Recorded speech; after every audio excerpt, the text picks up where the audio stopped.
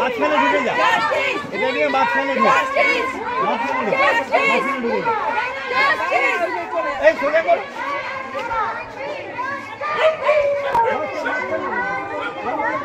চলো চলো চলো সব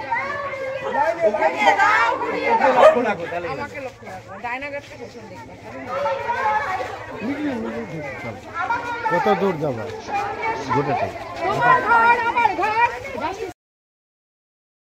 আরজিকর কাণ্ডের প্রতিবাদে মোমবাতি মিছিল করল ইসলামপুর ১৩ নং ওয়ার্ড শান্তিনগর কলোনির বাসিন্দারা। আজ এই মিছিল শান্তিনগর কলোনি দুর্গামণ্ডপ থেকে শুরু করে এলাকার বিভিন্ন প্রান্ত ঘুরে দুর্গামণ্ডপের সামনে এসে শেষ হয়। এলাকার সাধারণ মানুষ মোমবাতি হাতে নিয়ে আজ প্রতিবাদে সামিল হয়। এক চিকিৎসক বলেন, এই একটিমাত্র ঘটনা যেখানে সমাজের প্রত্যেকটি স্তরের মানুষ প্রতিবাদে সামিল হয়েছেন।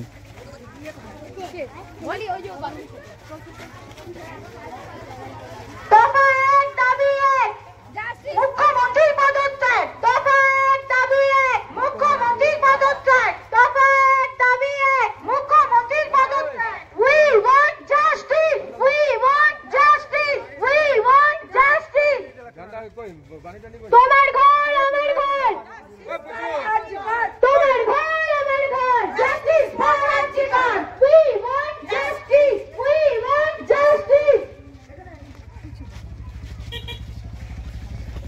তো প্রীতি হাত আমাদের দিকে, আমার মা বোনের দিকে আসবে, ওকে ঘুরিয়ে দিব, এটাই পালন করেন। মানে we want justice, we want justice, we want justice.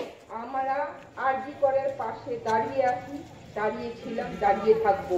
এই আগুনকে আমরা নিভতে দিব না। যতদিন আমরা জাস্টিস পাই না, ক্যাপিটাল শাস্তি পাই না, ততদিন ওকে ফাঁসি না হয়, তাহলে এই জিনিসটা কিন্তু চলতেই থাকবে, চলতেই থাকবে। আবার হবে, ওরাও আস্কারা পাবে কি এবার তো হয়ে গেছে, এরকম করলাম তাও কোনো শাস্তি হয়নি, এরপরে আবার করলে কিছু হবে না, এরকম হাওয়া চাপা পড়ে যাবে। তো দিনের পর দিন আমরা এরকম বন্ধুত্ব চালিয়ে মিছিল বের করে আমরা লড়াই করবো। কেন করবো লড়াই? আমাদেরও অধিকার আছে, আমরা মহিলা করে আমাদের শুধু অধিকার। মা বাবা পৌঁছানোর পর তাদেরকে এক প্রকার জোর করে শ্মশানে নিয়ে যাওয়া হলো বডি, এবং এখন আমরা শুনতে পাচ্ছি যে শ্মশানেও ডোমকে ইনস্ট্রাকশন দেওয়া ছিল এই বডিটা যেন অপেক্ষা না করে, একে যাওয়ার সঙ্গে সঙ্গে জ্বালিয়ে দিতে হবে। এবং সেই শ্মশানে কাঁদানে গ্যাস নিয়ে পুলিশ র্যাব সব রেডি ছিল, যেন কোনো উগ্রপন্থীকে জ্বালানো আসছে। এই হচ্ছে আমাদের অবস্থা। তারপরে আন্দোলন শুরু হয়, তারপরে আন্দোলন শুরু হয়ে পুলিশ তথাকথিত আন্দোলন করে, তথাকথিত ইনভেস্টিগেশন করে একজন বোড়ে খাড়া করলো, সঞ্জয় রায়। সেই সঞ্জয় রায়কে বলা হলো এই সব কিছু করেছে। যেখানে বডির যা কন্ডিশন, পোস্টমর্টমের প্রাথমিক রিপোর্ট যা, তাতে দেখা যাচ্ছে যে এটা কোনো একজনের কাজ নয়। কিন্তু পুলিশ একজনের ওপরে সে দায়িত্বটা চাপিয়ে দিয়ে ঘাড় থেকে সমস্ত ইনভেস্টিগেশন ঝেড়ে ফেলতে চাইল। ইতিমধ্যে যেটুকু প্রমাণ লোপের চেষ্টা তো শুরু হয়েছে সেই ভোরবেলা থেকে, যেটুকু প্রমাণ সেখানে ছিল সেটাকে লোপ করার জন্য সেমিনার রুমের পাশে যেখানে সেই সমস্ত খুনিরা আশ্রয় নিয়েছিল সেই ঘরগুলোকে ভাঙা শুরু হয়ে গেল। কি না, রেনোভেশন হচ্ছে, ওখানে এটা ওটা সেটা তৈরি হবে। এই রেনোভেশনের নাম করে সন্দীপ ঘোষ, যাকে ডাক্তার বলতে আমাদের এখন লজ্জা লাগে, তাকে বরঞ্চ একটা বড় মাফিয়া বলা উচিত। সেই সন্দীপ ঘোষ, যার নেতৃত্বে আরজিকরে সমস্ত রকমের বেআইনি কাজ কারবার চলে। কি সেগুলো? ড্রাগ র্যাকেট, বডি পাচার, যৌন চক্র এবং সমস্ত অঙ্গ পাচার, যেটাকে আমরা বলি অঙ্গ, সেগুলো ওর নেতৃত্বে চলত এবং কোটি কোটি টাকা সেখান থেকে তার ইনকাম, এবং সেখান থেকে কিছু টাকা হয়তো সেখানে যেত। সেই সন্দীপ ঘোষ, যে হচ্ছে প্রিন্সিপাল, যে হচ্ছে একটা কলেজের অভিভাবক, সেই প্রিন্সিপালকে অভূতপূর্ব ডিসিশন দিল, যেটা এখনো পর্যন্ত হয়নি। একদিনের মধ্যে সমস্ত ইনভেস্টিগেশনের ভার সিবিআই এর হাতে তুলে দিল। এটা কিন্তু কোনোদিন হয়নি। হাইকোর্ট প্রথমে ট্রায়াল করে, তারপরে পুলিশকে জেরা করে, তারপরে এটা করে সেটা করে, তারপরে বলে পুলিশ পাচ্ছে না, অতএব এবার সিবিআই কে দেয়। কিন্তু এই একমাত্র কেস যেটাতে সিবিআই কে সেই দিনই দিয়ে দেওয়া হলো। কিন্তু কি করবে সিবিআই?